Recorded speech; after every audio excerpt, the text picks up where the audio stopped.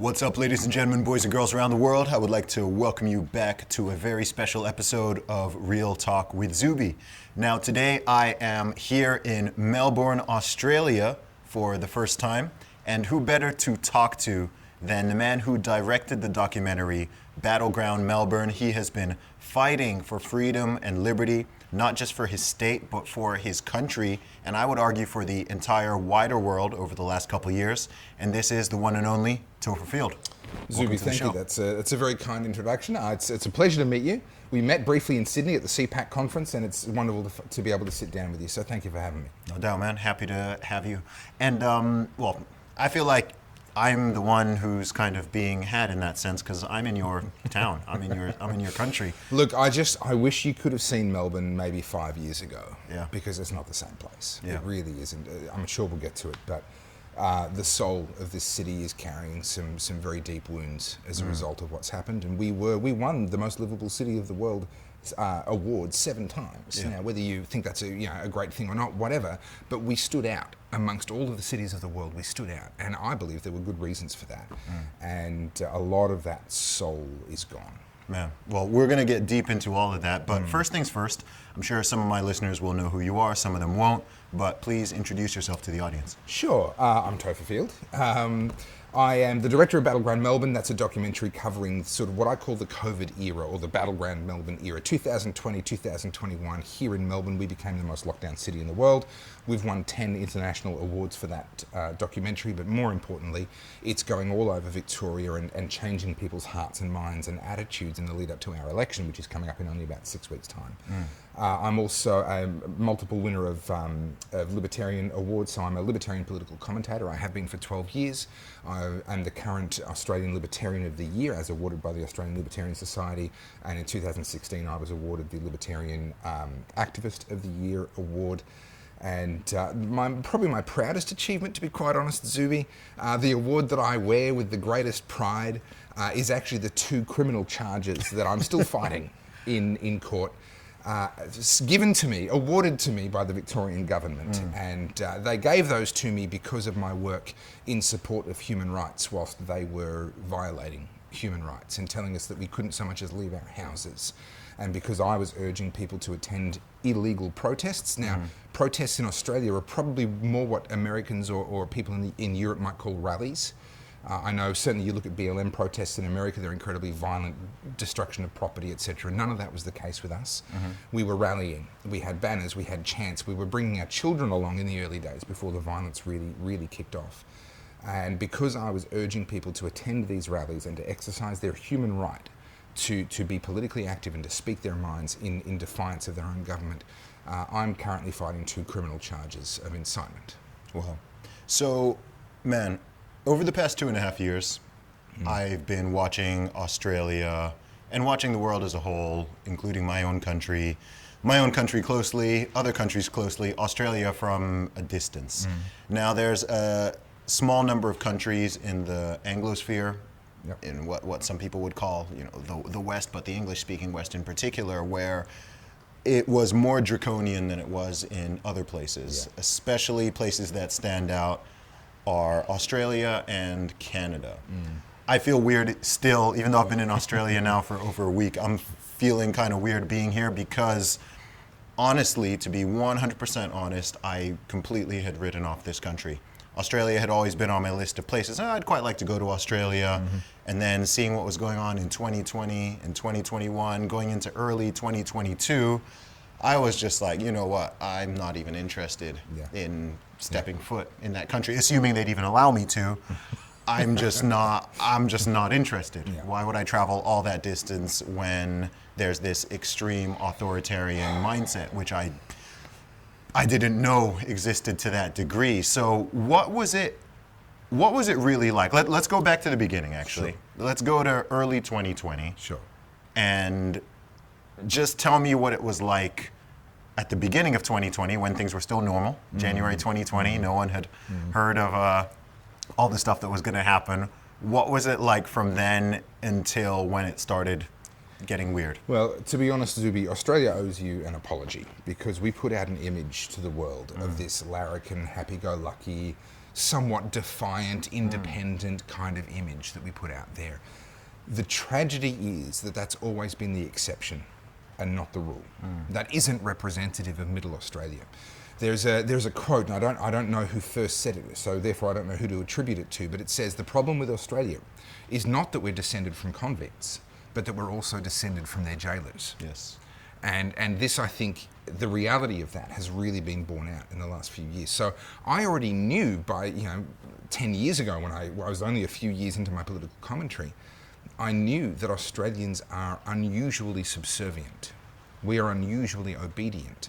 And there's a wonderful political commentator by the name of Helen Dale. She's UK Australian. She's travelled between the two. She's been on my podcast. Yeah, brilliant. Yeah, she's insightful, incredible mind. And she makes the point that in some senses, we've been harmed by the fact that our bureaucracy and our government has actually been comparatively functional. We haven't had the horrible fall into tyranny in our past that we've seen in other countries and other parts of the world. Europeans are very mindful of that. Central and South Americans have seen it in more recent history with their own eyes. We haven't seen very obvious levels of corruption. There have been instances of corruption, but we haven't seen it to the degree that many other countries have. And so as a result, we've become very trusting and very complacent. So Australia before COVID, I would have to agree, for all of our flaws, and there are plenty, was among the very best places on earth to be alive. And being born here in the 1980s, as I was winning the lottery. You absolutely won the lottery to be born in Australia, anywhere from, say, the mid-1960s through to probably the 1990s. You'd won the lottery. And unfortunately, we've kind of gotten complacent with that level of prosperity, that level of freedom. The distance that you spoke of to get here has worked in our favour in so many ways, because a lot of the world's problems are a long way away. When various financial crises have happened, whether it's the 2008 GFC, whether it was the Asian financial crisis in the year 2000, etc., we haven't been dragged into those. Our resources sector has carried us through. And there really is, for my generation and anyone younger than me, there really is a sense of we are the lucky country. Nothing could possibly go wrong.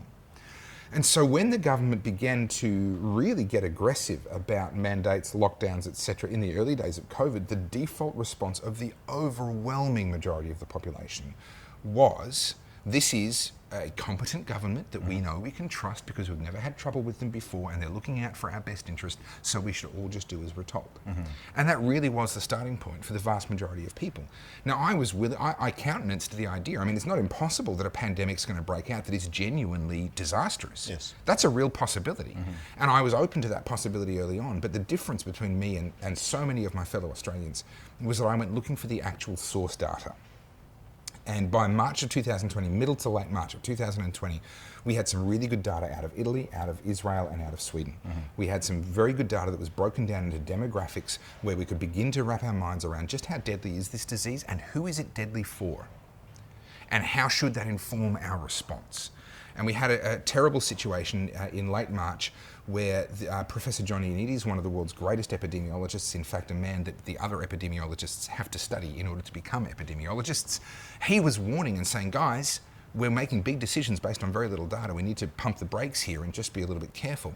But over the top of him came this Imperial College study by Professor Niall Ferguson. Yes. And this was an apocalyptic prediction, one of a string of incorrect apocalyptic predictions from Professor Ferguson. That came out of the UK, right? Correct. And that was about a day after, I believe, if I have my chronology right in my head, off the top of my head, I believe it was a day after Professor John Ioannidis was coming out urging everyone, hey, let's pump the brakes here, let's let the data tell us what to do.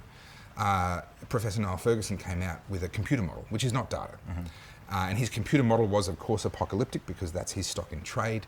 And that then is what caused the UK government to fold. They were originally not going for lockdowns. Yep. It was that model that caused them to fold, and it was them folding that caused us and so many other countries to fold. And that's when things really started to go wrong. Yeah, it was also in the UK, I think another key factor was the fact that Boris Johnson got hospitalized. Because I noticed a massive switch in his tone and attitude after that happened. I think that shocked him a little. And I think there's this issue where people, with something that's as age stratified as this, I think it's what happens a lot is, and this can happen to be fair in both directions, is people project their risk factor or their personal experience onto everyone else. Sure. So for a young, healthy person who is and has been awake to the real information and so on, they can have the idea, oh, okay, well, it's pretty much nothing for me, so it's nothing for everyone.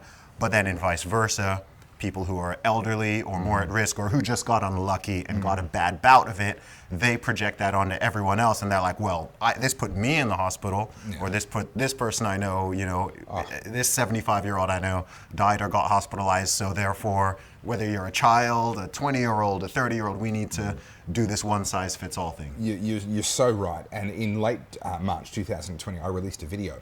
It was a satirical video, but it had a serious point in which I volunteered to be infected with the coronavirus. Now, yes, the video is meant to be funny and blah, blah, blah. I'm arguing with myself. There's like a scruffy version of myself who's loving the lockdowns and he's drinking beers and loving being on the couch. And then there's the more clean-cut version of myself who's like, hang on, let's look at the data and understand what's going on here. But I would absolutely have followed through with that. If there had been some sort of a program whereby young, low-risk, healthy people could go and voluntarily get infected and then self-isolate so we didn't accidentally infect someone who was vulnerable, right? And then we have some level of immunity. Now, back then, we weren't sure what that exactly looked like, how long that immunity lasted for, how effective it was going to be. But we know, biology tells us and medical history tells us that there's going to be some level of immunity there. Once you've been infected and your immune system has fought it once, it's going to recognize it the second time. So to me, this seemed like an incredibly logical way. I will take that small risk, that I'm the unlucky one that dies. And I'm not one of these people that dismisses the virus entirely, by the way. Sure. I lost a 50-year-old friend of mine. I know his children, I know his wife. He was fighting fit. He's fitter than me, which is not saying much, let's be honest. But he's in better shape than me, eats better than me, was healthier than me, was hitting the gym, had all the right indicators. He got COVID and it killed him. I'm not one of these people that says this is nothing. Yes. Okay? It is serious. But I'm willing to take the chance that I might be that unlucky one as part of a project to build immunity to protect the people that are genuinely vulnerable. Right? But of course, that option wasn't on the table in reality. Yeah. The only option that we were given was, it wasn't an option, it was an order. Stay in your homes. Lockdowns save lives. Staying apart keeps us together. Like the PR messaging out of this is straight out of 1984. Yes. It is some of the most absurd messaging you'll ever hear in your life. And as time went on and as people began to get more restless with that, it just became a case of stay in your home or we will send the police to your home to kick down your door and drag you off to jail. Like it literally escalated over time to that level.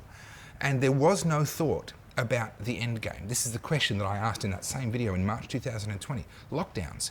What's the end game? I can understand how lockdowns might delay the inevitable. I can see how that could work, especially in a country like Australia, Yes. where we own our own borders and we've got nothing but sea borders. Okay, I can understand how that could delay things. But how is it fixing things?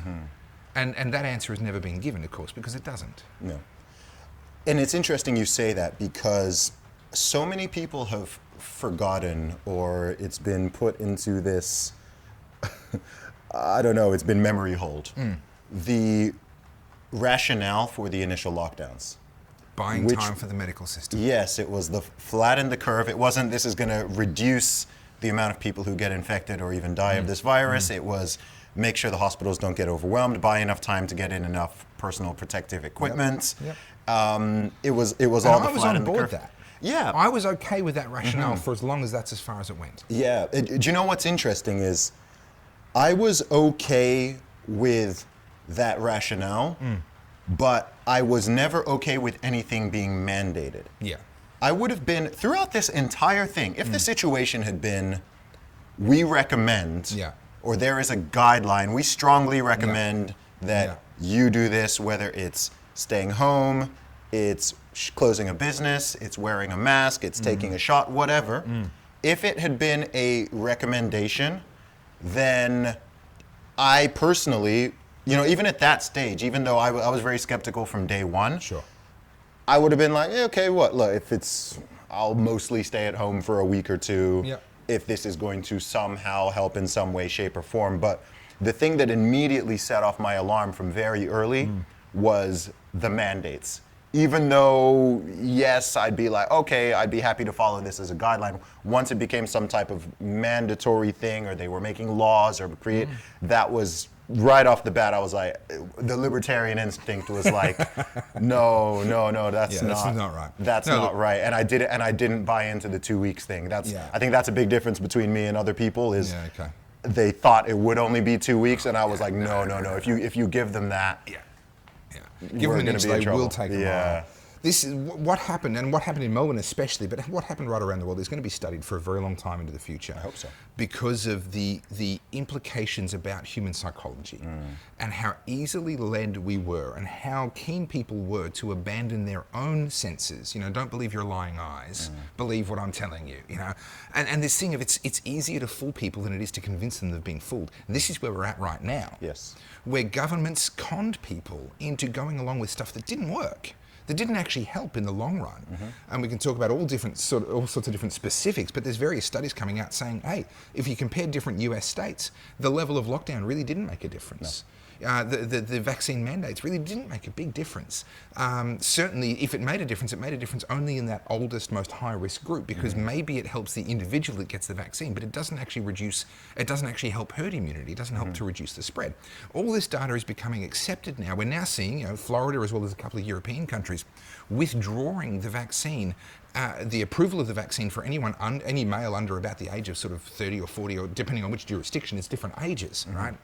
Now, we were told this was safe and effective. Why would you withdraw something that's safe and effective? All of these things that were conspiracy theories when we brought them up 2 years ago are now actually unraveling as facts.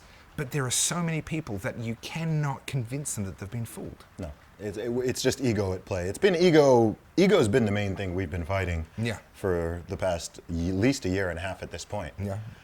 I have a question Sure. for Australia in particular. So, just to be clear for people listening and for myself, the way it was handled here, was it similar to the USA in which the power was essentially just kicked back to the states? In many respects, yes, in this case. Now, our actual political structure is the reverse. So in Australia, federal law trumps state law. Okay. But in the absence of a federal law, states get to make their own. And because it was a political hot potato, the federal government didn't really want to step in. So yes, it was up to individual states to decide their own response. And Victoria, the state where I live, the state where Melbourne is the capital, we had the most over-the-top response of them all. Okay. And when was the first lockdown? How many lockdowns were there? Were there 4? Is that correct? Oh, goodness. No, there were at least 6. Oh, wow. Okay. Honestly, it blurs. It blurs into one. There was the initial lockdown that started in March 2020.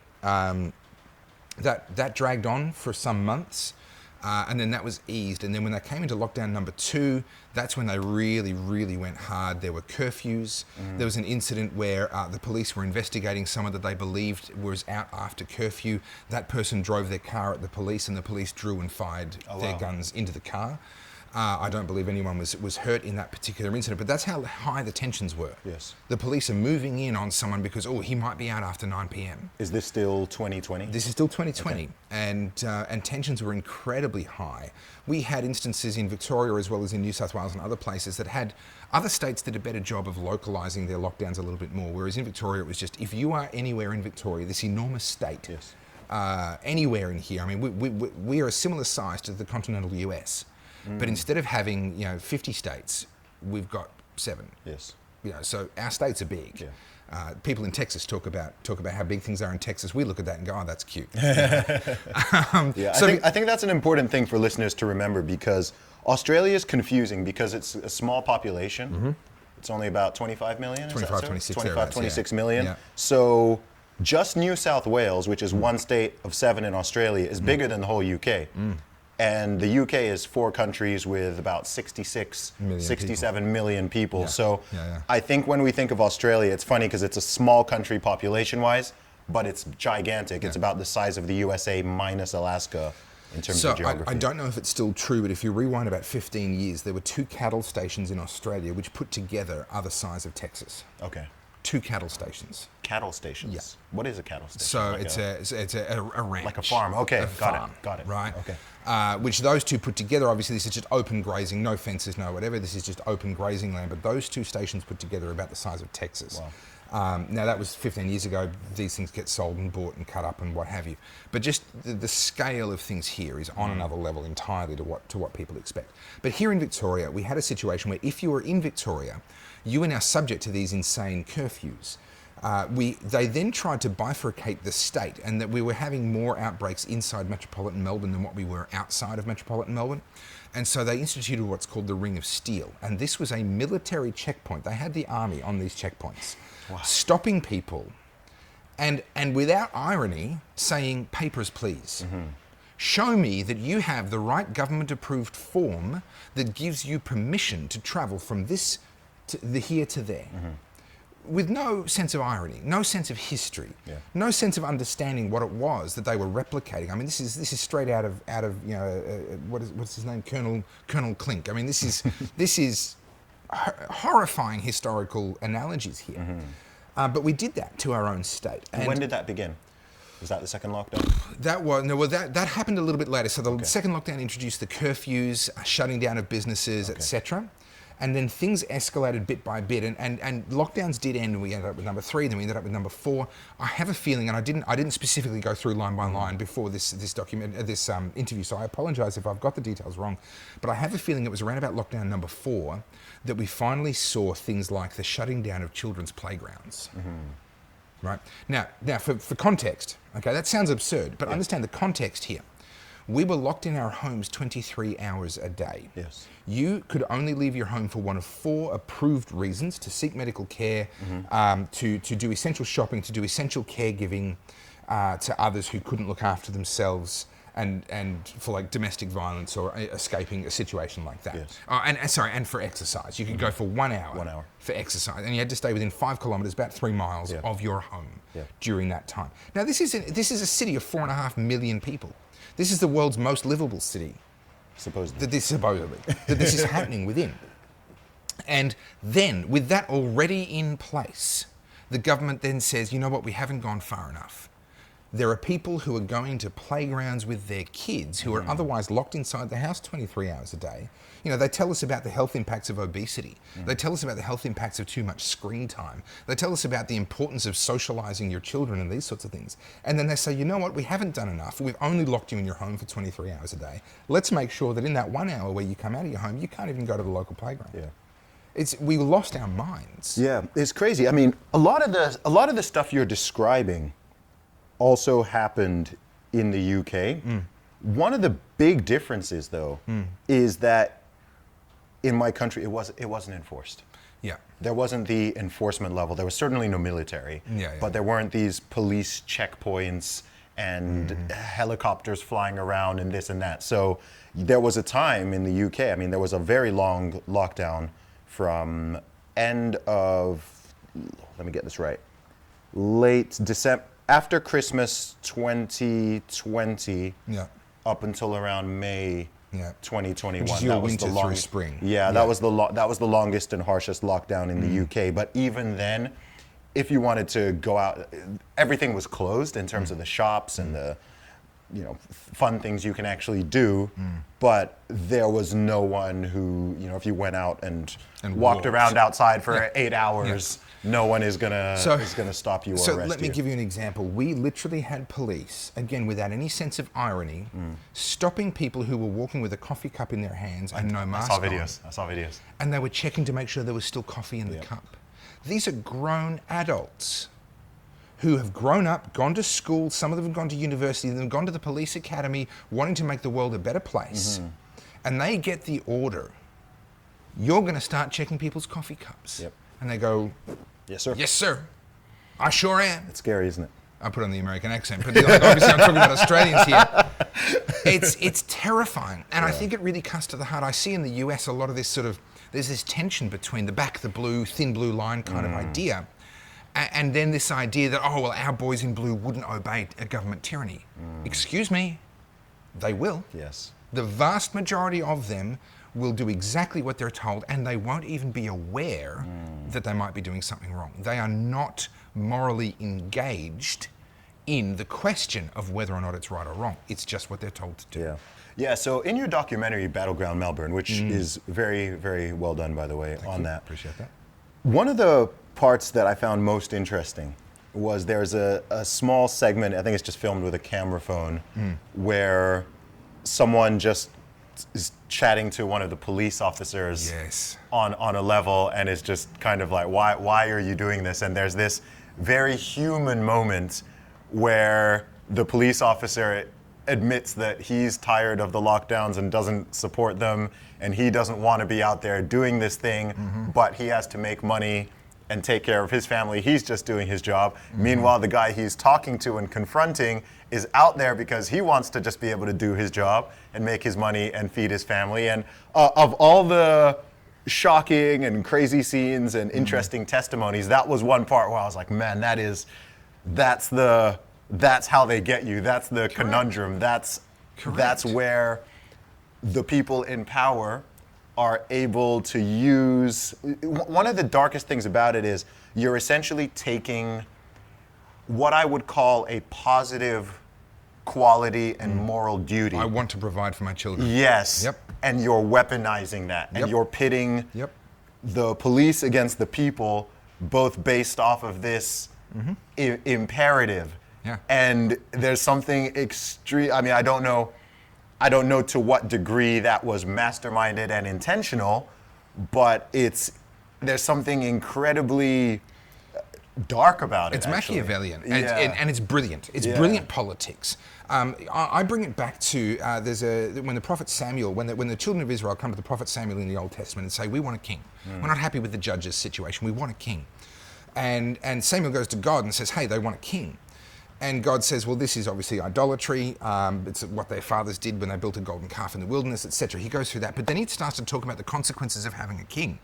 And he talks about taxes, and he talks about raising armies, and he talks about all this sort of stuff. But the bit in there that fascinates me is that he says the king will have captains over 1,000 and captains over 50, and they will take 10% of your grain. They will take the best of your produce. They will take your sons to be in your army. And the realization that when you accept this kind of authority over your life, that authority is going to appoint people who get special privilege and special power and special protection. And those people will turn against those that don't get that special protection from that king or from that government. And that's what we saw, where these people are in special positions of privilege. They are regarded as essential workers. Yes. And if you were considered not essential, now consider, just put aside religion, consider the human rights implications of declaring someone to be non-essential. Yes. Okay? But these people were essential. And for as long as they did what they were told, they kept that paycheck. And they kept putting food on the table for their kids. And their wife wouldn't divorce them because they could pay the mortgage and everything else. Right? And the point that you made is exactly the same as the one that I make in the doco. This is genius. This is so Machiavellian that we are pitting the public who want to be able to do what the police are doing against the police in pitched battles on the street. Yes. And both sides are there for the same reason. They just want to provide for their family. And the extra layer here is that police, being public servants, they are paid by the population. So your tax money, your taxes from your labor are paying for them. The police are supposed to work for you. Preach it. Yeah. The police are supposed to work for you. The politicians are supposed to work for you. They're not meant to be these domineering, callous soldiers who fight you. No. They're supposed to be public servants who represent and protect your own fundamental human rights. And you know what? I think one of the problems, and this is not unique to Australia at all, but I think across the entire West and perhaps across the world, is people on both normal everyday citizens and those in power, be they any type of government official, politicians, police officers, and so on. I think people forget, or perhaps didn't know and really understand to begin with, what that power balance is supposed to mean. Like, most people don't even think about the fact that you pay police officer salaries or that you pay politician salaries, right? There's this idea that they're just this sort of separate class of the elites, and you're just a peasant. And it's like, no, that's not that's not how the dynamic is meant to be. I'd go a layer deeper than that. Okay. All of their power comes from powers that already existed in common law and was held by the common person. Yes. Right? The power of arrest wasn't invented when the police were invented by Peel in the UK, right? The power of arrest already existed. You could detain somebody if you had reasonable suspicion that they were guilty of a crime. Yes. You could detain them in order to bring them before the village elders or whatever it may be, whatever the structure may have been in your particular case. And that was a recognised right under common law. You had the right to use lethal force to protect your life and the lives of those that you loved. Yes. The police's authorisation to use lethal force is not because they're police. It's because they actually are exercising in public the rights that we all hold in private. That's actually where it comes from. Yep. And one of the crucial things that I just wish the world could understand, you cannot give to somebody else power that you do not have. Now stick with me here, right? This is a slightly esoteric, tangential thing, but I'll bring it back. You cannot delegate to someone power that you do not have. You cannot transfer to someone's bank account money that you do not have, right? So if we are able to give the government power X, that means that we as people had that power to begin with. Otherwise, we couldn't give it to them. Yes. And there isn't this idea, some people think that, oh yes, one person doesn't have that power, but 1,000 people have that power. Well, hang on. I don't have the right to rob you legally. So how does it make it right if 1,000 people vote for one person who then delegates their nominated person to go and rob you? It's still wrong. Yep. Right? So we can only delegate the power that we have. And that power doesn't aggregate up, it just remains as it is. Yes. So any powers that the government exercises, what the government is saying is that we have those powers. Now, of course, it's not in practice, but morally speaking and logically speaking, as we understand where government power comes from, that's what they're saying. And any time we say to the government, I want you to go and do this thing to that person, we're claiming to have that power to do that ourselves. And if we thought of it in those terms, we'd be horrified by who we are, by what we're asking, by what we're demanding to be done to other people. We'd be like, no, I would never ask for that to be done. Outsourcing but it. you are You're outsourcing asking it. for that to be done. Yes. You're outsourcing it, absolutely. And so therefore, this discussion needs to be brought all the way back to what power does the individual have? Because the power that the government has cannot exceed the power delegated to it by the individuals, unless you accept the idea that government gets to govern just because. Yes. If you abandon the idea of the consent of the governed, Yes. of the government, of the people, by the people, for the people, if you abandon all of those ideas, then you could create a framework in which it might make sense for the government to have all these other powers. In which case, you've now completely removed yourself and you've legitimized from tyranny. what a liberal democracy. Correct. It's supposed to be. You immediately enter a might makes right philosophy. Yeah. Whoever has the power to exercise power gets to do whatever they want, and they're right. Yeah. If we cling to any kind of a liberal democracy, any kind of power from the people and for the people idea, then the power of the government must be limited by the power that the people themselves hold. Yeah. And the minute you allow the government to overstep that mark, you allow them to step to some very small degree into tyranny, into might makes right. And that's a very dangerous place to go, and that's where we are in the Western world today. Yeah. I love the way you've explained that, because this is why so many people don't, quote unquote, get it, right? Because if you oppose lockdowns, if you oppose mask mandates, you oppose vax mandates, you oppose this coercion, that coercion, people, the average person assumes you are, they can't draw the distinction between what we're genuinely opposing, which is linked to what you just described, versus the thing itself, right? So if you say you are opposed to mandatory, coerced, bullying, shaming, ostracizing people, segregating people, whatever, on the grounds of whether or not they've taken a particular injection, people are like, oh, so you're anti-vax, right?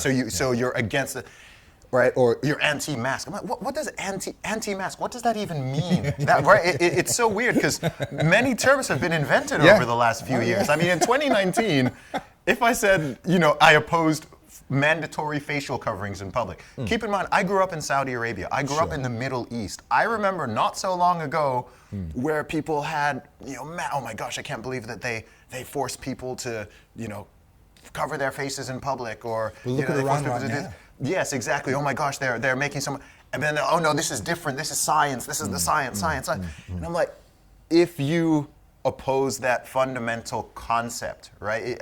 It's weird because people will get it in some cases. They'll be like, oh, okay, I understand the voluntary versus involuntary aspect sometimes, but then other times they just throw it out the window. And if you're like, wait, that thing should not be mandatory, that doesn't mean, firstly, it certainly doesn't mean I'm not saying people shouldn't be allowed to do it, right? If you want to wear a mask while you're jogging outside, Be my guest. I've told 0 people, I've accosted 0 people for wearing masks, and I've accosted 0 people for not wearing them. Yeah. I've accosted 0 people for taking the shot. I've accosted 0 for not. Like I'm like, yo, that's on you. That's up to you.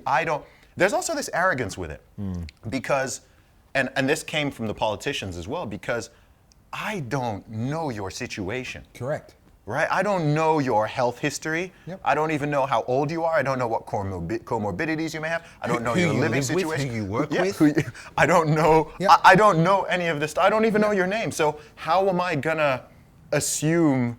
To me, it's like, I've used this analogy before, that it's like, even when it comes to something as simple as food, right? Let alone a drug, let alone something you inject into your body. Yeah. We all understand everybody is different. I like peanut butter. I enjoy Same. peanuts. If you made peanuts mandatory, Yeah.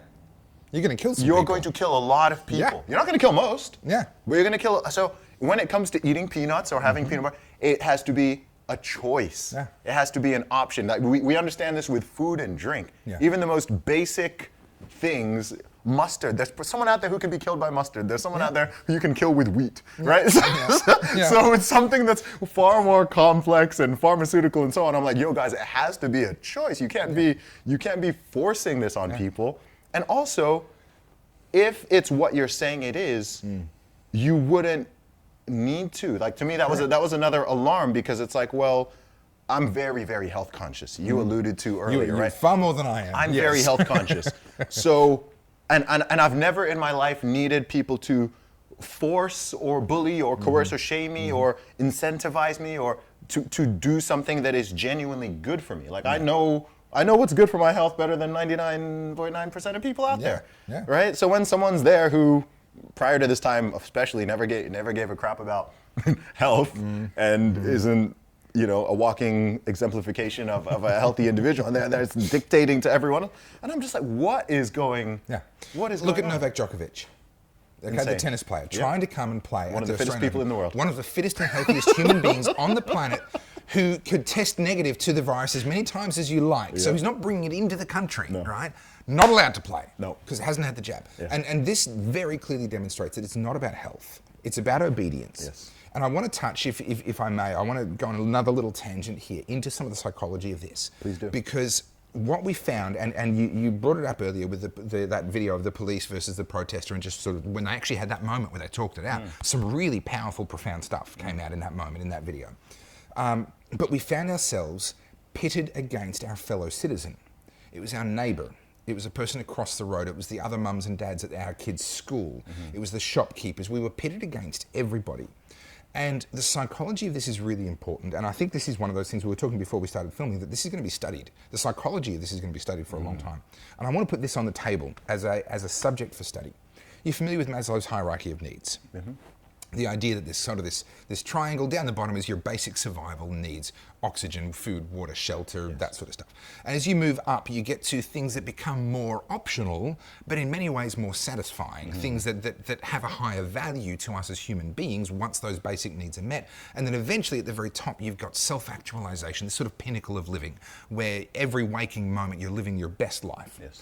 And the reality is most of us are somewhere in the meat in that sandwich. There's very few people in the Western world, not none, but few people in the Western world that are genuinely struggling for survival. Yes.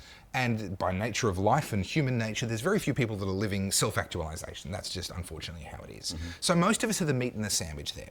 Now, we're all living our mundane, mediocre lives, doing what we think is best for us, trying to achieve better things, blah, blah, blah. But we're all somewhere in that mediocre middle. Then along comes COVID, and a fascinating thing happens. Lockdowns, shopkeeper, you're not allowed to open your shop, casual worker, you've just lost your job, etc., etc., etc. A whole bunch of people get taken out of the middle and shoved towards the bottom of that hierarchy. Now, they hadn't thought about whether they were going to be able to pay the rent this month for years. Not since they got that promotion, not since they got that whatever. That was yesterday's problem. Now suddenly it's today's problem in a very real way. They've been pushed down. But what's fascinating is what happened to the other group of people, the ones that were laptop workers or on welfare or retirees that weren't pushed down and worried about their survival, okay? The police officers. They were given a gift, an opportunity, and the psychology of this is fascinating. They had the chance to move up towards self-actualization with a greater sense of purpose, a greater sense of belonging, a greater sense of meaning in each and every day, and it couldn't have been easier. You just have to sit on the couch and play that damn computer game. Yep. Right? That's all you have to do. Yep. And you are now saving grandma. Yep. They have, honestly, as we unravel this and we move on from this, what we're up against are not people that agreed with the policies. We're up against the psychology of people who just lived the best 2 years of their life. Yes. They've never had such a sense of purpose, of meaning, of belonging as Moral what they superiority. had. Moral superiority. Yes. And here's the thing, they know they'll never get it back again either. That's it for them. That's the peak of their life.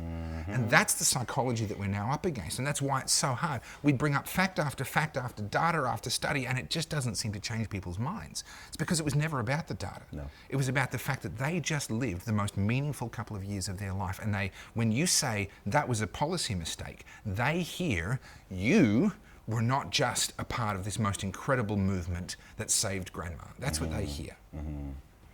Yeah, I was making those observations like that on Twitter over the last 2.5 years, and it's been such an interesting psychological study for those of us who wanted to see it and wanted to learn from it. To me, the thing that's been, like over the past 2.5 years with a lot of the commentary, I assume probably quite similar with you, is I always get, you're not a biologist, you're not a virologist, you're not, but I barely talk about the virus. I don't think it's that interesting. What I talk about is the psychology, the socio-cultural factors around it, individual psychology, group psychology. Not that I'm even some type of someone who's formally studied this, but just as someone who's interested in humanity and trying to understand what's going on, why it's happened in the past, what could cause it to happen again in the future, just trying to understand these flaws and mechanisms in the way that our brains operate and how we relate to one another. Yeah. Another point that I've made before is that it's clear that I think there was this, I think that the science and this COVIDianism, I think it played the role, and I say this as a Christian, as a religious person, but it supplanted the religious zeal and fervor and ideation that I believe pretty much all human beings have in their core, and they latched onto this thing just like people can latch onto it with social justice or with a political ideology or something, and people essentially started behaving in this sort of Inquisition type mentality of just hyper tribalism coupled with supreme perceived moral righteousness, and therefore that you now have an out group, and the out group is the enemy that must be destroyed, discriminated against, segregated, demonized in the most awful ways. It doesn't matter if that's your brother, your sister, your parents, your son, your daughter, a friend you've had for 20 years. It doesn't matter. They didn't take the shot, or they won't wear their mask, or they're not 100% in support of the lockdowns. This is your enemy. You can't. And this happened all over the world. This was something that I've spoken to some people here in Australia, and I get the perception that some people think that was something somewhat unique to here. And I'm like, no, man, that psychology was was everywhere. It was all across Europe. It was in the USA, in Canada. It was in South America, Central America. And it got scary. I mean, 2021, I think people have forgotten how gnarly and how evil people got evil. It got vicious. Yeah. It got vicious. It got really, really nasty in some places. If you go and you look at some of the articles that were coming out, things people were saying even on television, the language, I mean, look, I'm pro freedom of speech, but people want to talk about quote unquote hate speech people want to talk about dangerous rhetoric. I'm like, yo, are you listening to what is coming out of some of these people's mouths? I'm like, this is horrific. Yeah, 100%. This is awful. And they're like, oh, well, you should just get the shot. That's like, how are you not, even if you think that's the best option, how are you not hearing for people should be advocating people be denied health care, denied full participation in society, not being allowed to go to the shop, go to restaurants, put fuel in their cars. It's segregation, pure and simple. Pure. Whatever the specifics may be, they're advocating for a segregated society. Yeah. Now, I would love to go deep with you on the Christian religious aspect of it, but first I want to respond. You were saying before about how you were focused mostly on sort of the psychology and that sort of stuff. I was focused, I think, mostly on the policy. And what we saw in Australia and elsewhere was politicians saying, we're just following the science. As though that therefore meant, as though the science was, here's the data, therefore this policy. Yes. As though it was as clear as that, right? But there's two problems with that. Number one, science and policy are two very different disciplines. And number two, the politician's job is to do something that the scientists do not do, and their job is to not do. Their job is to look at the data, analyse the maths of it all, and come forward with recommendations.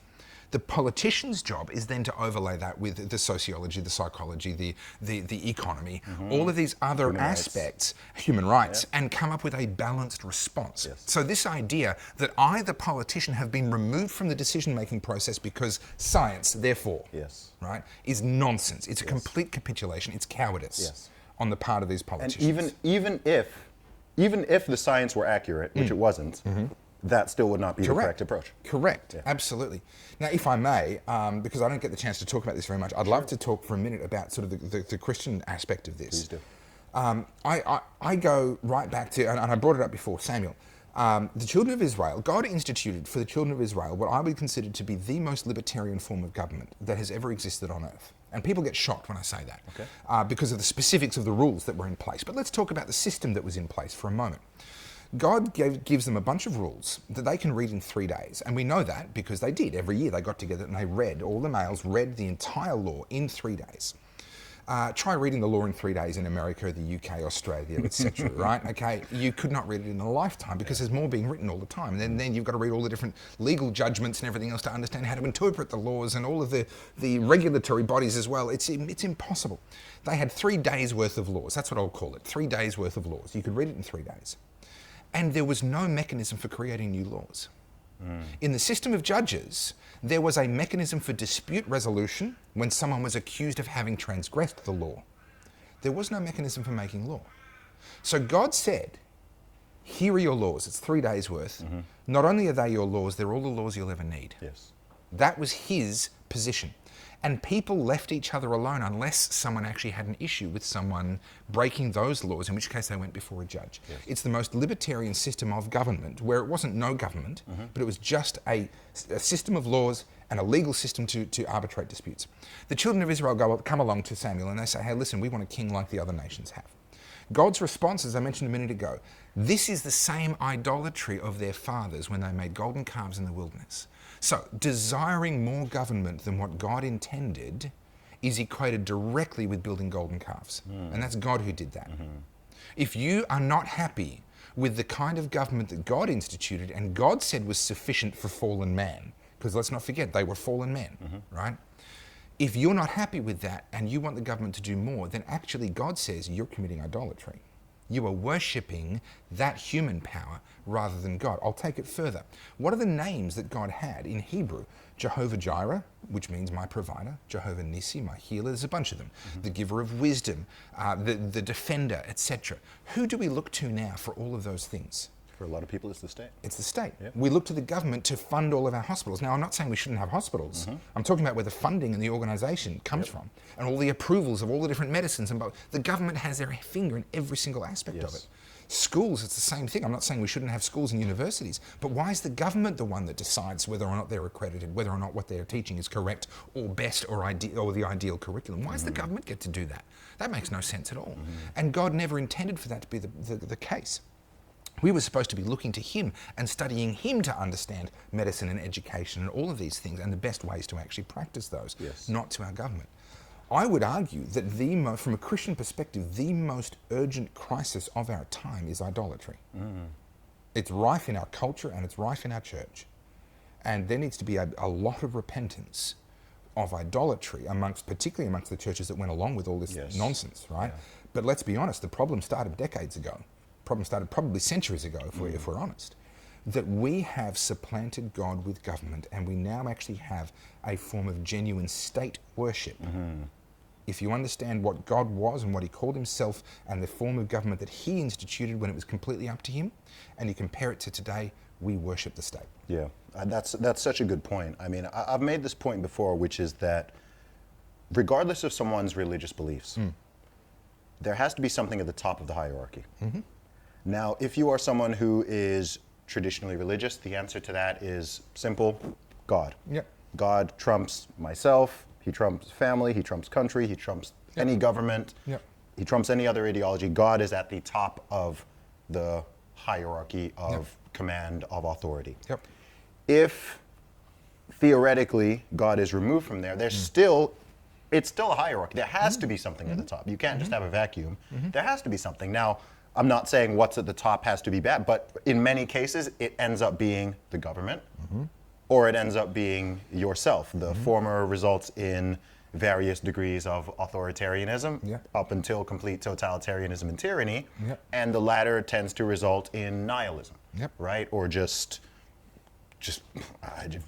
libertine behavior, right? If you yourself are essentially at the top. Hedonism, pleasure-seeking. Yeah, hedonism. Yeah, at any cost to anyone else doesn't matter. Yeah, but there has to be something at the top. So something I see that's happening particularly in the West over the last few decades is people. You're seeing the manifestation of that. You're seeing what happens when different things are put at the top. You see what happens when woke ideology gets put at the top. You see what happens when statism is put at the top. What happens when worship of the self or consumerism or materialism is put at the top. And another thing that's interesting from a sort of more spiritual angle as well is something that was revealed over the past 2.5 years to me is I think this is also tied to the fear of death. Very much so. I noticed that, so if you think for the past 2.5 years, people have been behaving as if nobody used to die prior to 2020, right? As if we all used to be immortal, and then this thing came along in 2020. Every death is a tragedy. Yes, and fundamentally shifted. Wow, people die? Right? Like, but that's really how you're right. I'm laughing like, you're right. That's how it's been. And it's been weird to me because I've been like, look, I'm not here saying, oh, I want people to die. I want people. I'm just like, this is not new. Yeah. So this is one thing that's been crazy. I mean, I don't know if people know. And another thing I found is people don't know general statistics. So every year around the world, over 60 million people die. Typically 60 to 65 million per year. I didn't know that till COVID started, and I actually looked it up specifically to get context for a couple of 100,000 people have died of COVID now, in the early days, over 6 months. Okay, well, so far about 25 million people have died in total, so... Yes, so of other things. So at this point, it would be fair to estimate about, in the past 2.5 years, about 150 million people have died overall. Like that. Yeah. So yes, the COVID numbers are sketch. Yeah. And we'll probably never get real ones from versus with and so on. Yeah. But even if it's, say, I think the number now is, say, 6 to 7 million. Yeah. Because I would get people like, Zooey, how can you say this killed 7 million people? Yeah. And I'm like, well, what something that's happened, and again, I don't think people realize they're doing this because it's not conscious, but it was also decided that dying from or with COVID is somehow worse than dying of heart disease or cancer or suicide or a car accident or that's how everything's been being approached. Can I pause you because there was an article in Australia about an individual who died of COVID, and the article actually said if he hadn't been vaccinated, it could have been worse. Oh, that was actually written by the journalist. I did see that. Sorry, continue. So there's just it's been very strange because number one, there's been this just idea as if people weren't aware of mortality before. The sort of ranking of, oh, well, it's somehow worse to die of this particular virus or with this particular virus than all the other things. I mean, what about the flu? Lots of questions there.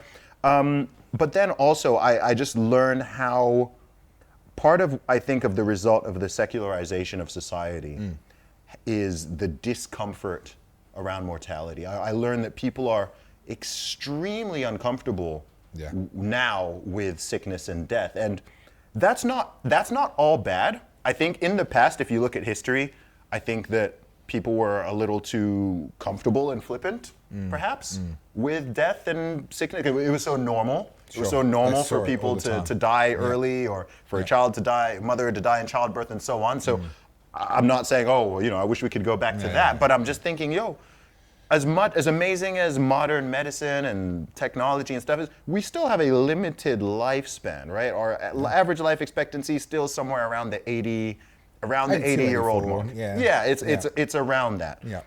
And if you look at this particular virus, I mean, there are countries where the average age of death with the Rona was equal to or higher than the average life expectancy. I think you'll find that Australia is one of those examples. Yeah, so even when you're framing these numbers and you're saying, well, X number of people have passed away, I'm not trying to be mean here. No. But I'm like, well, if the average age of death was 82, then, I mean, firstly, it's highly likely that a significant percentage of those people would have passed away anyway.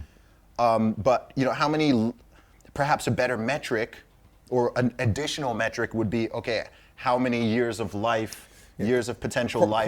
Quality adjusted lost. life years. That's what the Yeah. life insurance industry uses. Okay. So it doesn't just look at absolute years, it also looks at when in your life those years fall. So someone in their 20s, each year of their life individually is valued more highly than someone who's in their 90s, Yes. right? In addition to the fact that obviously they've got a lot more potential years to come. So the loss of a 20-year-old life is valued in the insurance industry astronomically higher than the loss of a 90-year-old. Do you know what's interesting is it also is societally. Yeah. And this is one of those uncomfortable ones for people. But we all know that if a 90-year-old dies and a 20-year-old dies, it doesn't register the same with us as individuals or as society. If the Queen passed away, Yep. Queen of England. Yeah.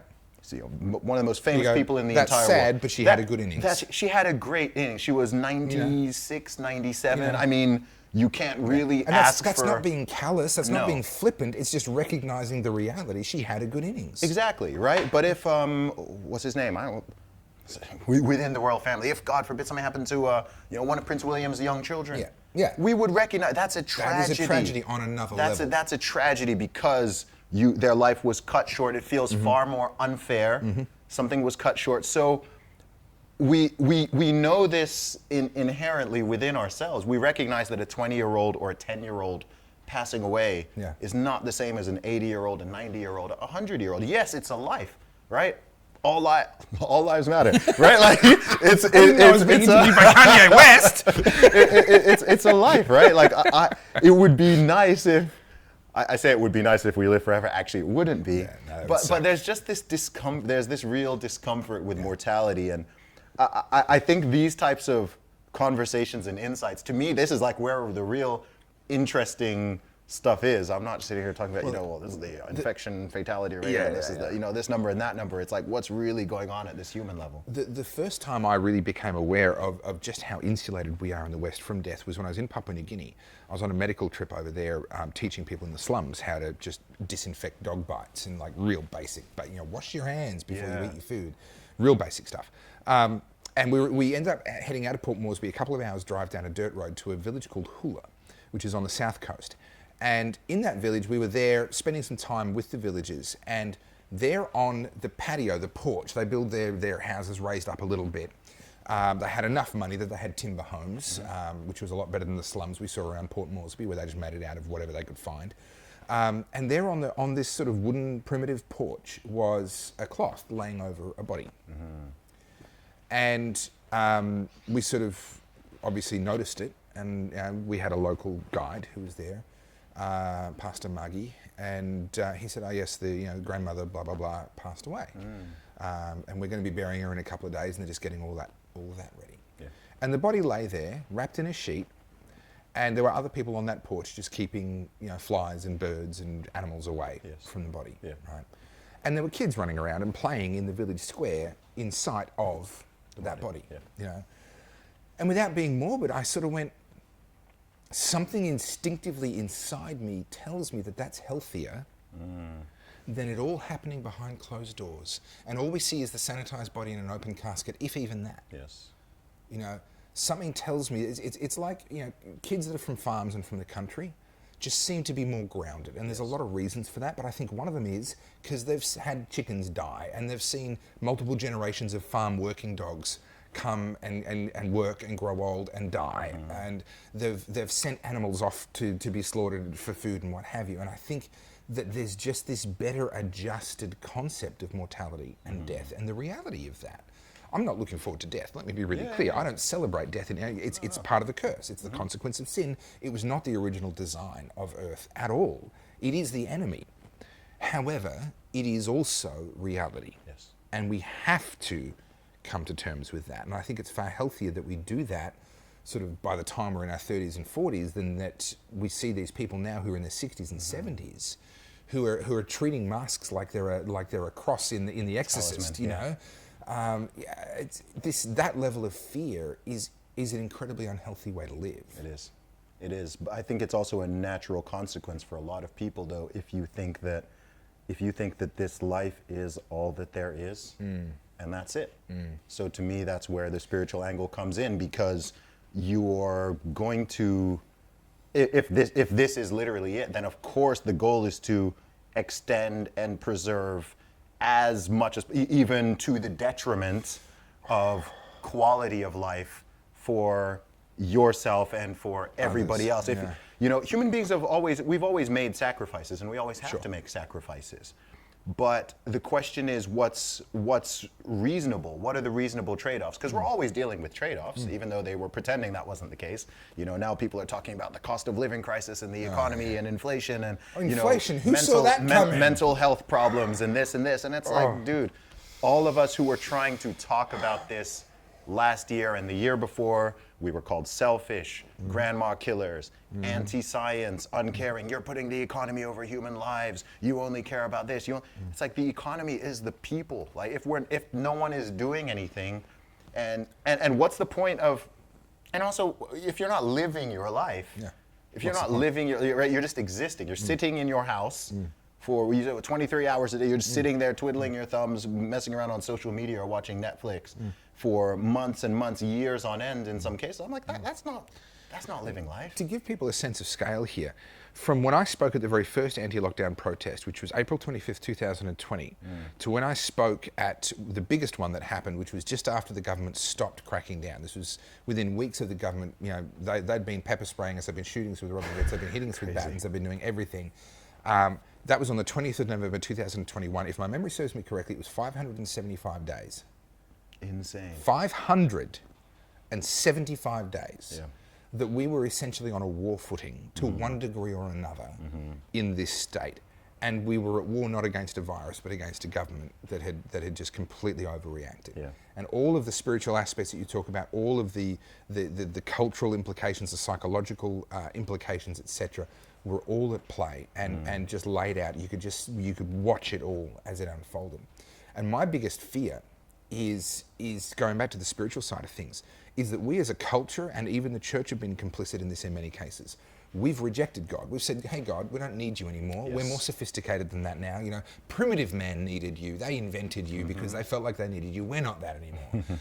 And God, the scary version is this, that God is looking at us and saying, oh, you don't need me? That's okay. I'll back off for a while. I'll give you what you want. You want life without God? Okay. I'll just be out the back. Yeah. And he's actually giving us what we collectively, culturally said that we wanted. Yeah. And if that's the case, things could get a whole lot darker before they get better. It's a lovely black pill for us right there. Sorry about that. Yeah. No. While we're on this topic, I've got one more point to bring, or maybe two more. Another thing that's interesting is from this angle is there's this type of hubris with it as well. And this is something I sensed from like March, April 2020, where I was, just from my own basic knowledge of viruses and biology, I was like, well, we can't even stop the cold and the flu. If this thing is a respiratory coronavirus, most people are just going to get it. Which the common cold is a type of coronavirus Yes. as well. Yes. So and we can't stop that. Exactly. I'm like, well, I was just like, well, everyone's going to get it. So one reason, I mean, I for myself, I was like, well, I'm going to get it. There's no way I travel as much as I do and I meet as many people, and I'm going to get this at some point. If I don't get it this year, I'll get it next year.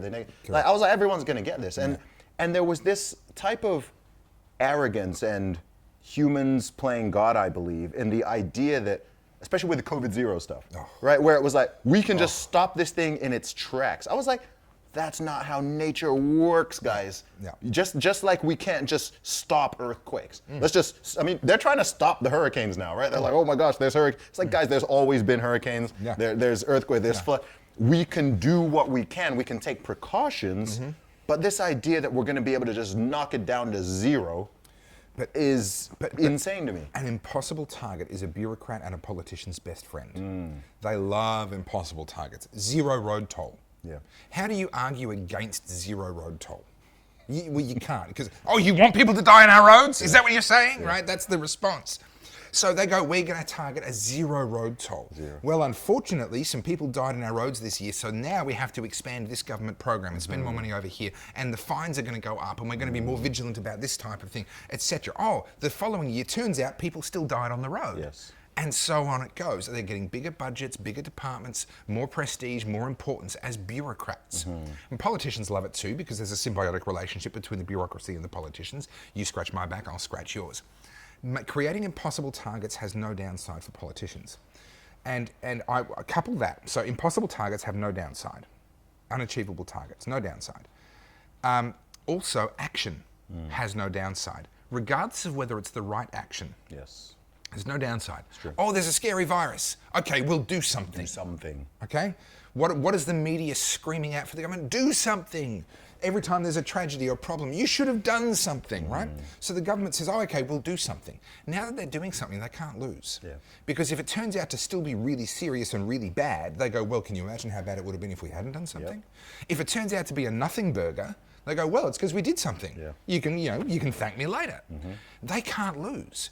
So impossible targets, which then demand that you do something, are this crazy symbiotic relationship that gives governments the power that we see today and has people cheering the chains and the burdens of paying for all of that and dealing with all the increased bureaucracy and complication of life. But governments and politicians and bureaucrats get to just keep doing it over and over again. Yes. Make an impossible target and then do something to meet that impossible target, and they cannot lose. And it's interesting because in this particular case, we have controls, right? We have countries, we have states, we have regions where there were minimal, if any, of whether it's the lockdowns or it's the vax or the mask mandates, whatever it is. You've got this whole continent which people like to forget about unless it goes along with their narrative, called Africa. Yeah. 54 countries. I think I've heard of it. Yeah, once or twice. Yeah. Pretty big place. I think the vaccination rate of the overall continent is under 10%. Most countries didn't have these types of lockdowns and mask mandates and this and that. Generally, they just got on with life. In the Europe, you have, of course, Sweden. I think Belarus as well. In the USA, you have some of the red states, which didn't, red areas in red states especially, which had pretty much nothing. So in India, you have different states. Yeah, so in this situation, because some people are like, oh, well, imagine if this, imagine. I'm like, well, we don't have to imagine because we can literally do a side-by-side comparison. You're never going to get a perfect comparison. Of course not. Because everyone's got different population density, different age demographics, so on and so forth. But we can see pretty clearly, like if say, for example, lockdowns were extremely effective, or cloth masks were extremely effective, or whatever was, if that were the case, it would be very clear. You'd really easily be able to just see within the same place and certainly comparing them, go, okay, look, this place did lockdowns, this place didn't. and just look at this. Or even better, this collection of places did it, and these ones did it. There wouldn't be a trend, there'd be a step change. It would be a huge. Clear differentiation. Yeah, you wouldn't be looking at it being like, Yeah. I'm not right. It would be very, very clear. And you certainly wouldn't find what has been found by some studies, which is actually an inverse opposite, correlation, exactly. which I suspect is just a statistical fluke. However, you shouldn't see that if it was actually effective. You wouldn't get a statistical fluke in the wrong direction if there was actually a substantial difference in the right direction. But what we're not seeing is politicians being punished. No. This is what I say. There is no downside to them doing something, even if that something turns out to be wrong or ineffective. From a political point of view, it's always the smart play. Yeah, absolutely. Why did you get arrested? Okay, so here in Melbourne, Victoria, Australia, we had these rules to leave home. 4 rules: critical caregiving to others that needed care, going and seeking medical care of your own, unnecessary shopping, and exercise, and getting out of domestic situations and that sort of critical sort of stuff. That was it. And if you left your home for any other reason, or if you went more than 5 kilometres from your home, even if it was for one of those reasons, then you could get yourself into quite a lot of trouble. Well, of course, people weren't particularly thrilled about that, and I was one of the people who looked at it and went, this is utterly absurd, and this is doing far more harm than good, and the damage that we're doing to people's lives is just off the charts compared to the benefit that's coming from this. Not to mention, it's a flagrant human rights violation. Yes. And shouldn't, even if it could be argued from a utilitarian perspective, it still should not be accepted purely on a human rights perspective, and the fact that our government is meant to be a servant and not a master. So I began speaking out as early as March 2020. I began speaking out online. I spoke at the very first protest, which was only the second protest in my life, by the way. Oh no, sorry, third protest in my life, by the way. I'm not a regular protester. Yeah. I'm not one of those sort of rabble. And I went and I spoke. I was invited to speak because someone had seen one of the videos that I released in March. On April 25th, 2020, as a 38-year-old man, I walked out my front door for the first time in my life intending to break the law. Law-abiding citizen, completely clean record, great relationship with the police. I've been an eyewitness and given testimony and done all sorts of stuff to help the police over the years. I've turned in lost property, people's wallets and purses, and over the journey of 38 years of life, I'd had a great relationship with police, always positive. And then to then turn around and go, I'm now going to walk out into a situation where I'm likely to end up in confrontation with the police, and I'm going to consciously go, yeah. Okay, I'm going to do that. So I went and spoke at the first protest. The police didn't really know what to do, so they kind of backed off, gave us some time and said, hey, we're coming back in an hour. If you're still here, then we'll make arrests. Yeah. So we were gone, right? We made sure we were. One thing led to another, and the protests began to become regular, and the police began to become violent, and arrests began of people that were speaking out and saying, hey, we should be protesting. We saw that with Zoe Bueller, the pregnant mum that was arrested in her own home. That went around the world for good reason. Yep. It was mind-blowing to see that happen in my own state. But there were so many more violent arrests, people's front doors being knocked in with those poles to knock in a front door and then go and tackle them to the ground. I mean, it was nuts. And one by one, all the people that were speaking Isn't that how you behave, though, if you're afraid of a virus? Well, that's right. Yeah. Let's just have a tackling people, getting all in there, yeah. And so one by one, all of the people that were speaking out and encouraging people to protest were arrested. Okay. So my concern became, because so many of these people that were urging others to protest had now been arrested, and their bail conditions were such that if they spoke out again, like that was it, they were just in prison, no chance of bail until a court hearing, which could be a year away, right? That was how high the stakes were. And as I was at the protest, so I wasn't yet urging people to attend the protests. I was speaking out about the lockdowns and the policies. I was speaking out about the science. Not that I'm a scientist, but I could find properly researched, properly published research that was contradictory to what we were being told. And I was republishing that and so forth. But I wasn't yet urging people to protest, but I was attending the protests. And one of the things that became crystal clear to me was that it was a pure numbers game. There were a lot of people that were concerned about the tactics or the this or the that. Okay, all of that's important, but if you don't have the numbers, nothing else matters. Okay. And so as I saw more and more of these people being arrested, and fewer people with an audience willing to speak out, because I'd already been a political commentator for 10 years. I had an audience.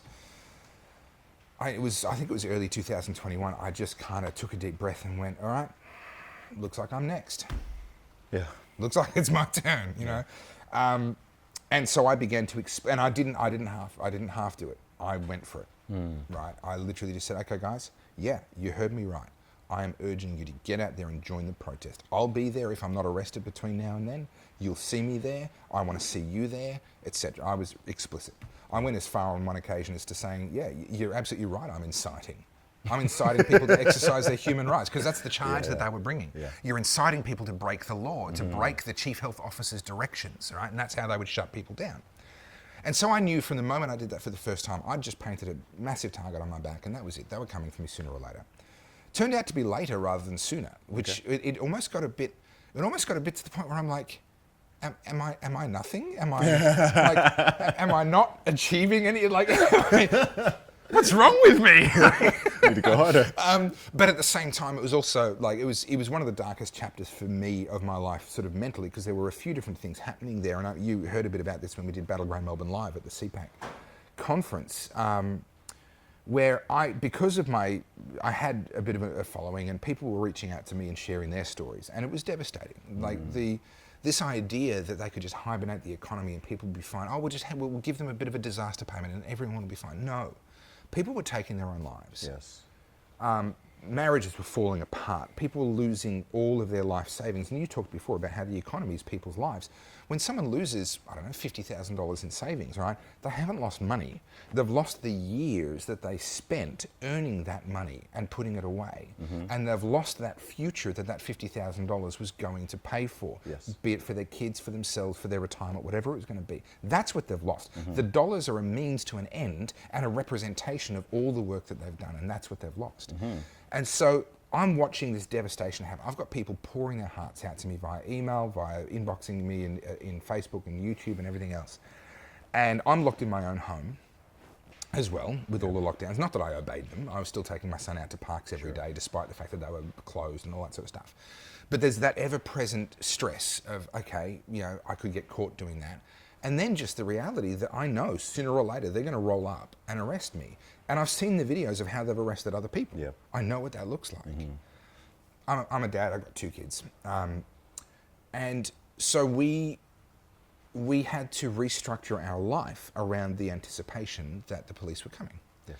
So I had to teach my son not to be anywhere near the front door if there was a knock. Instead of going to, kids, I want to know who's at the door, who's at the door, blah, blah, blah, right?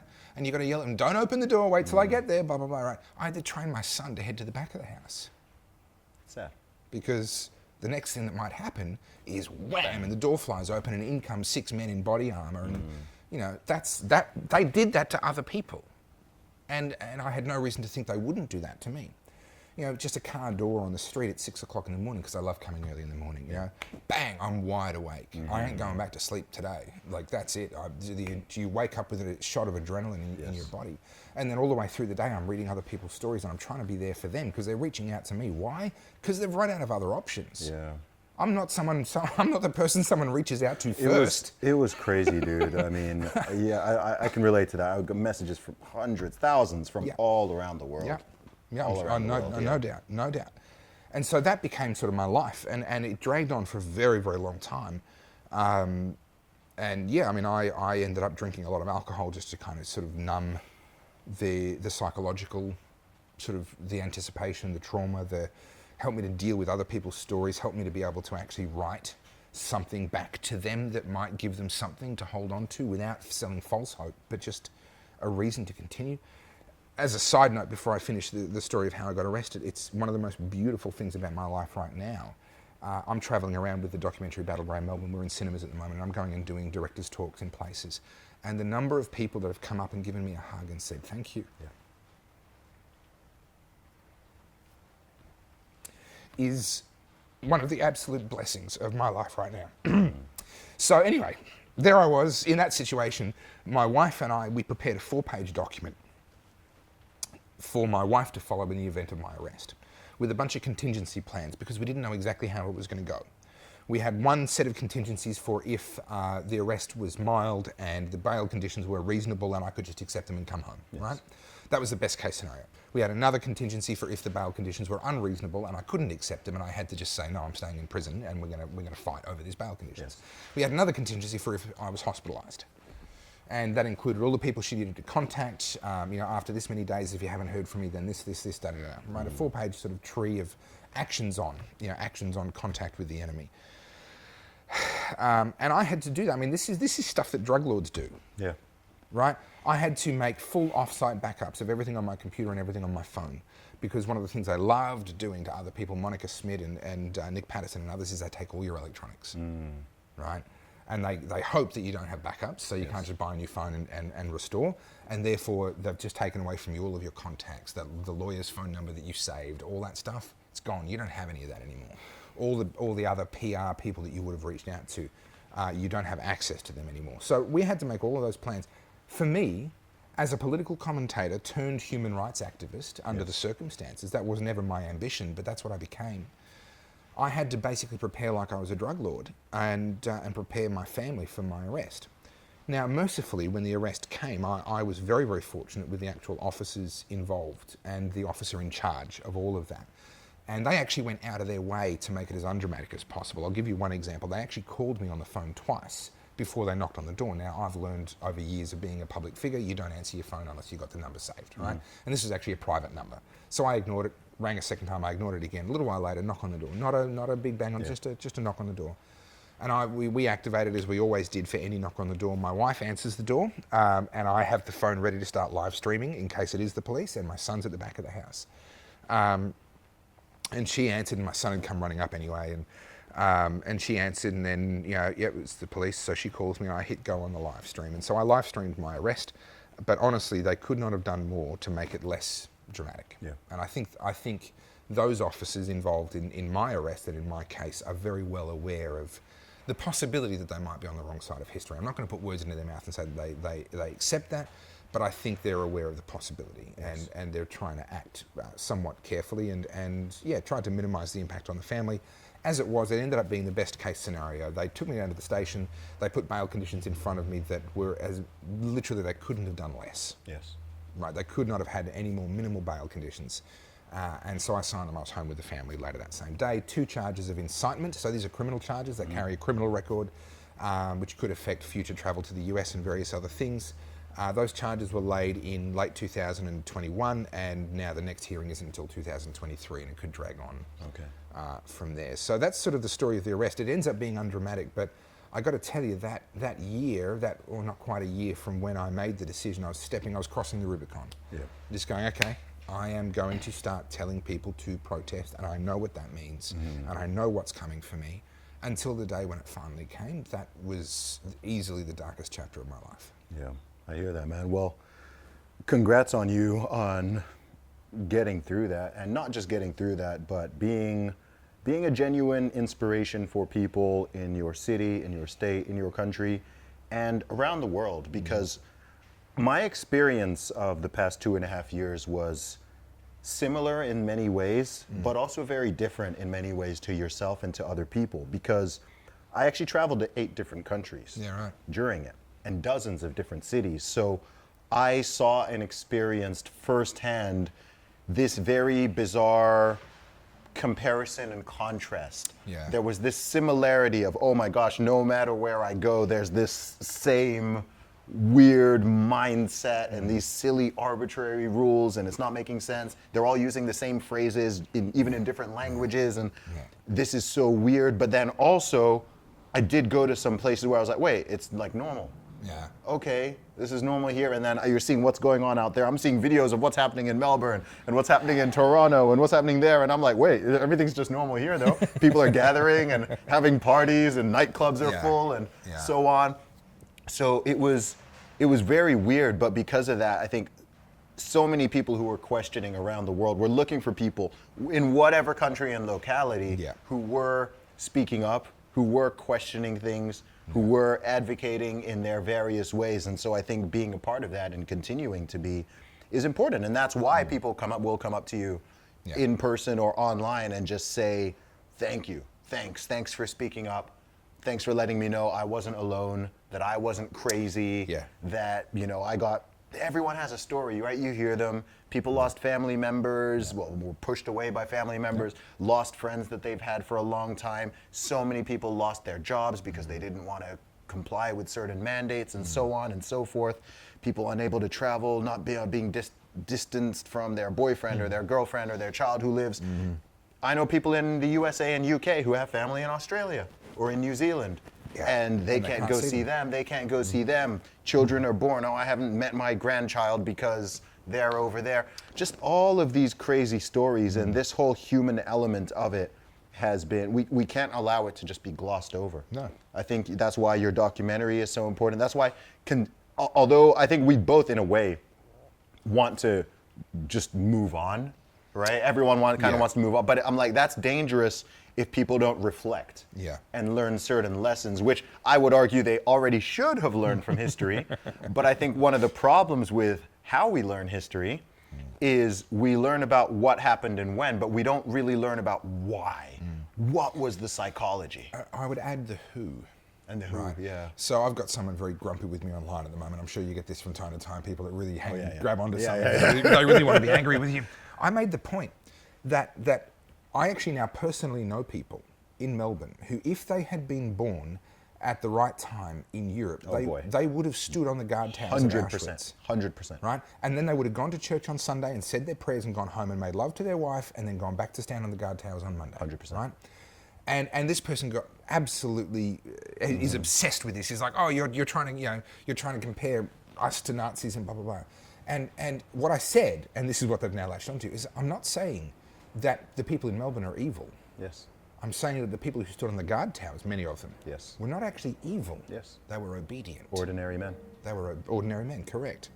And this person's like latched onto that. Of course. Blah, blah, blah. Which is all very entertaining, and I use them to feed the beast. Because they keep coming back. So you comment, they comment, you comment. The algorithm goes, oh, this is a good thread. We're going to push this out to more people. But this is the hubris and the who of history is so important. To understand that so often it's the obedient that cause the real devastation. The evil megalomaniac would only be able to cause very limited damage were it not for the army of obedient people that they enjoy at their disposal. That's what this is about. Yep, I love it. Good people break bad laws. Yeah. And if you'd said to me a few years ago that I'd be living by this motto, I would have laughed at you because it seems so offensive. But now, having lived through what I've lived through, I realise, let's put it the other way. Good people obey bad laws. Whoa, you're going to run out of good people real quick. You're not going to have any good people left.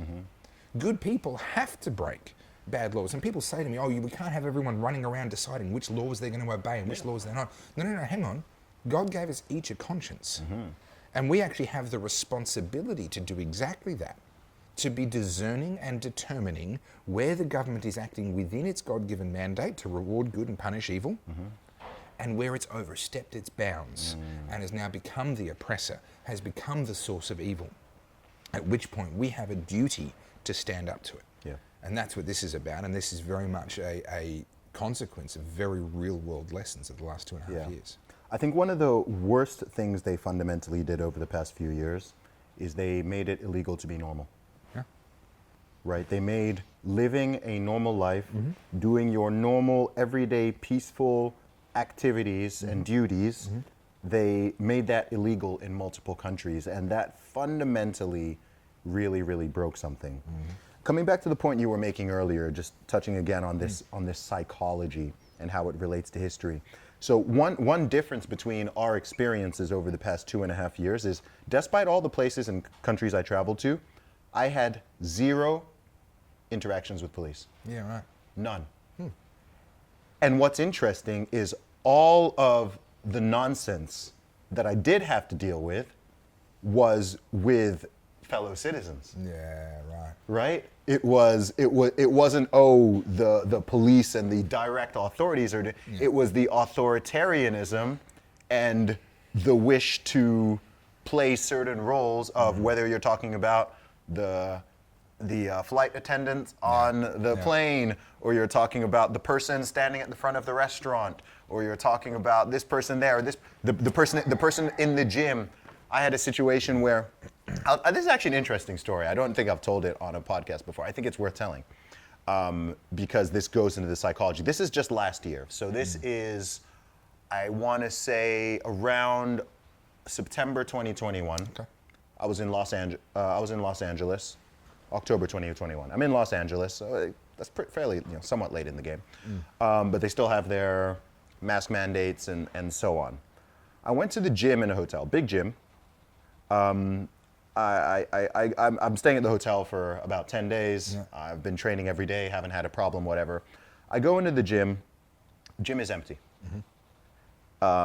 Except one guy in the corner on one of the treadmills, and the young attendant, maybe about early 30s, young black American guy who's at the reception. Yeah. I go in, say hello, and he's like, "Sir, do you have a mask?"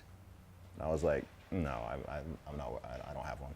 And he's like, "You have to wear a mask." And I'm like, I've been here for the past few days, never had a problem with this. It's no one here, whatever, And then he was like, "Yeah, if you're going to be lifting," he's like, "Are you doing cardio or weights?" And I know that in LA, the mandate was if you're doing cardio, you don't have to wear a mask. If you're in the gym or lifting weights, if you're doing cardio, you don't have to wear a mask. Any other time you have to. So I was like, "Oh, I'm going to use the treadmill." And he's like, "Okay." So I go, and I actually do start on the treadmill. So I just do 10, 15 minutes cardio. And then I go and I start my main workout. I'm in the gym. The gym is bigger than the room we're sitting in. Yeah. So again, it's empty. So I'm there. I'm doing some pull-ups, and I see out of my peripheral. I've got my headphones in. I see out the peripheral. He's kind of, he's stood up and walked, and he's standing beside me, waiting for me to finish so that he can. So I finished my set of pull-ups. I take the earpiece out, and he's like, "Sir, you have to wear a mask." And I'm like, "What?" And I'm very calm, collected. I said, "Why?" And he said, because that's the rule." I said, "Why?" Because of COVID. I say, "Do you have COVID?" He says, "No, and I'm double vaccinated." And he said, "And I assume you are too." I said, "Okay, I don't have COVID either.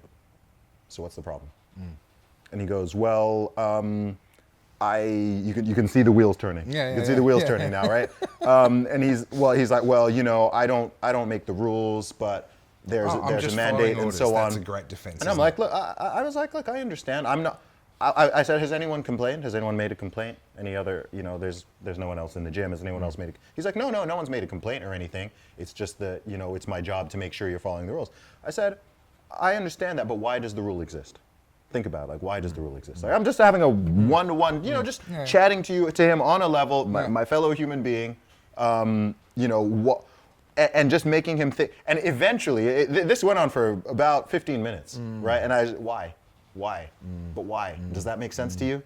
Does that make? And I got him to firstly concede that none of it made sense, right? That he wasn't worried about the Rona. And I also said, look, if you we're clearly none of us are, if one of us were sick, this interaction right here, where we've been standing next to each other for 15 minutes at this point, this would have been where, so I eventually got him to concede that the whole thing didn't make sense, and, eventually he left me alone. But it was interesting because I could see he himself had just been, probably at this point for a year and a half, just in this loop of repeating these things and doing these things without, I don't think he himself really thinking about what is it that I'm doing? Why am I saying what I'm saying? What am I playing into? And how is that affecting other people? I had the same thing when I was in Mexico. I mean, in LA, I got kicked out of a couple restaurants because I wouldn't wear a mask. Had the same thing in Mexico. Really? Where, yeah. I thought Mexico were pretty good overall. They were, in terms of there weren't a lot of rules, like Right. as in to enter the country, right? It was one of the few countries you didn't need a test to enter or anything, but the people were there, super brainwashed. Like they're still wearing masks right now. They just dropped the mask mandate there last week. Yeah, okay. They just dropped it last week. So, yeah, but there were places literally, I'm outside, outdoor dining. The table is 6 steps away from me, and they don't want to let me walk to the table without putting them, just that kind of stuff. And I'm like, ¿por qué? ¿Por qué? And they're like, las reglas, the rules. And I'm just like, and it's weird because you're going from country to country, city to city, and you're just like, guys, why are you doing this? And again, this is not the police, this is not the authorities, I was like, this is the problem. Yeah. This is the problem. It's the enforcement that people, citizen on citizen, right? I'm like, do you not understand? If you think it's stupid, I think it's stupid. If we all think it's stupid, right? Just stop. Yeah. Just stop doing this. Figure it out. Right? We just go on forever and ever. So it was interesting. So these are some of the things that made me just really like dwell on some of the, like, what is at play here? What is it at play? Why are people, both on the compliance side, but perhaps more interestingly on the enforcement side, right? And I get the thing of people not wanting to lose their jobs, but there were situations where like that's not even a concern, Yeah, it's not a but claim. the person still wants to, or that the person in the store who wants to shout at someone for not wearing a mask or who wants to do this. It's just like, just leave people be. But that's, I mean, you're a libertarian, so am I. And so Yeah. that makes perfect sense. That is a default position, makes Yeah. perfect sense. There are people, and they supposedly, approximately 1% of all people born have psychopathic tendencies. Yes. And supposedly, somewhere around 20% of people born have authoritarian tendencies. They may not want to be the psychopath at the top, but once they're given a set of rules, we've all seen these people, they're given a tiny little bit of power. Anything. But boy, will they defend that bit of power and exercise that bit of power. And it's just a psychological disposition. And we see that being rewarded through all of this. These people, this was a dream come true Yes. for these people. And that's what we sort of talked about before with the Maslow's hierarchy of needs. Unraveling that, how do you get people to come down from that? I'm not sure that you can. Topher, what is next for you, man? Well, Battleground Melbourne Live. So that's where myself and a couple of others, I'm calling us survivors now. I don't know what else to call us, but a couple of other survivors of the Battleground Melbourne era, 2020-21 here in Melbourne. We were live on stage at CPAC Australia. It was very, very well received. I think the world needs to see and hear and understand what happened here, because it's so shocking that it seems unbelievable. I can understand why people go, it couldn't have been that bad. That must just be an isolated incident. It can't be representative of what happened. No, it's this happened. Yes. This is real. It happened in Australia, not Venezuela, not Botswana, not Russia. It happened in Australia. And it can very much happen anywhere. And we're seeing, you're absolutely right, the psychology was so consistent all around the world. What was different was that we had what I believe to be a genuine psychopath as the state premier. Yes. And I don't say that in the Hollywood sense of No, psychopath. he's a bad dude. I mean Bad dude. in the medical psychological sense of a psychopath. And so we went further than others, but there's nothing magical about us, and there's nothing magical about you or America or Canada, as we've seen, that stops it from happening there. But there are some important lessons that we learned. There's a lot that could be said about that, but the focus of Battleground Melbourne Live is to allow more of these stories to come out. Obviously, I got to tell a bunch of stories in Battleground Melbourne, the documentary, which has won 10 awards internationally now and can be seen for free at battlegroundmelbourne.com. Watch it. But Battleground Melbourne Live brings out other stories. It puts these stories live on stage in front of whatever audience we can find, and I think it hits different. And the real theme, the real message that I'm trying to bring through Battleground Melbourne Live is we're ordinary people. Yes. Right? And there were 4 of us on stage, Crystal Mitchell, Carly Soderstrom, myself, and Matthew Lawson. We're ordinary people. There was nothing special about us, before COVID or even during COVID, except for the decisions that we made. Yes. We made decisions to stand up for what was right, even when it was our government that was wrong. We came to the realization that good people break bad laws. And I find real hope in that. I find real encouragement in that, because there are ordinary people everywhere, by definition. Ordinary people are the most common variety out there, right? Of course. And if ordinary people could stand up in Melbourne and do what I saw them do, then that actually gives me hope for everywhere. And I want to get that message out to the world. I mean, I know that's what does that mean? I don't know what it means. Say it, yeah. But I want to get these people, these survivors, on stage in front of audiences every chance I get to tell their stories and to bring that message of, hey, ordinary person in the audience, if you're willing to make those courageous decisions, then you're looking at yourself up here on stage. This is you. The only difference is, are you willing to make those decisions? And I think that's a question we need to be asking ourselves now, because as much as the last 2.5 years have been tough, I think we're going to be faced with some tough decisions to make in the future. And we need ordinary people to be willing to stand up and do the extraordinary things. So for me, Battleground Melbourne Live, that's my focus. I do have a book in the works called Good People Break Bad Laws. It's a little bit autobiographical, a little bit historical, because obviously there's been a long history of civil disobedience and people that have, not that they use these words, but they live by this motto. That book will be coming out probably early in 2023. Topher, it's been so good talking to you, man. I've got so much respect for everything you're doing Thank you. and have been doing. I don't say that lightly at all. As you said, I think it's down to quote unquote ordinary people doing extraordinary things, and that's how heroes are made, essentially. It's how we change the world. Absolutely, man. So where can people find and follow you online? Topherfield.net is my blog, but I'd really recommend find me on all the socials, Facebook, Instagram, Twitter, Telegram. There's probably a few others in there that I've forgotten. But most importantly, battlegroundmelbourne.com. Okay. So you can watch the documentary for free online anywhere in the world. It is suitable for older teenagers, 15 and above. There's some language in there, there's certainly a lot of violence in there, and there's some pretty heavy themes in there, so I wouldn't be having my younger kids watching it, but I think there's really important lessons in there for anyone who's sort of 15 and above. And it's completely for free. I just want the world to see this, to hear the stories, to understand what happened to us, and if anyone does then watch that and go, hey, tell me more about Battleground Melbourne live, then reach out to me at topherfield.net. Is the best way to get in touch. I'd be very happy to hear. Awesome. Topher, so good to talk to you, man. I appreciate you. Cheers. Appreciate it.